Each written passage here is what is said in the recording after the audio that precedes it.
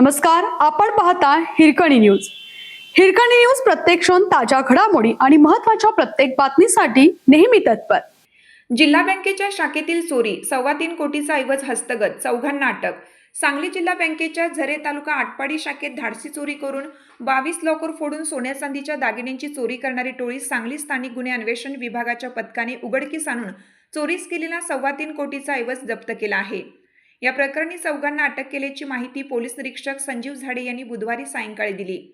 याबाबत निरीक्षक झाडे यांनी सांगितलं की झरे येथील जिल्हा मध्यवर्ती बँकेच्या शाखेत दिनांक 7 जानेवारी रोजी रात्री खिडकीचे गज कापून गॅस कटरने 22 लॉकर फोडून सोन्याची व चांदीची दागिने, देवीच्या मूर्तीची चोरी झाली होती। या प्रकरणी राहुल रंजमी शर्मा वय 30 राहणार ककराला, जिल्हा बदायूं उत्तर प्रदेश, विश्वजित विजय पाटील वय 24 राहणार बांबवडे तालुका पलूस, संकेत अरुण जाधव वय 26 राहणार बलवडी तालुका खानापूर व इजाज राजू अत्तार वय 30 राहणार आमनापूर या चौघांना अटक करण्यात आली आहे।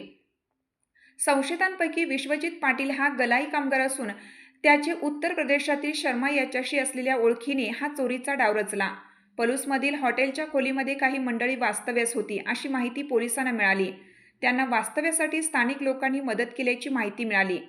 या माहितीच्या आधारे उत्तर प्रदेशातून शर्मा याला ताब्यात घेऊन चौकशी केली असता अन्य संशयितांची माहिती समोर आली। दरम्यान यातील अन्य संशयित सांगलीवाडी येथे एका मोटारीतून आला असता त्यांना ताब्यात घेऊन वाहनाची झडती घेतली असता वाहनात एक गावठी पिस्तूल, 4 काडतुसे मिळाली। चोरीतील सोन्या चांदीचे दागिने विक्रीसाठी आणल्याचे आढळले। त्यांच्याकडून व शर्मा याच्याकडून दागिने, चांदीच्या देवीच्या मूर्त्या हस्तगत करण्यात आल्या।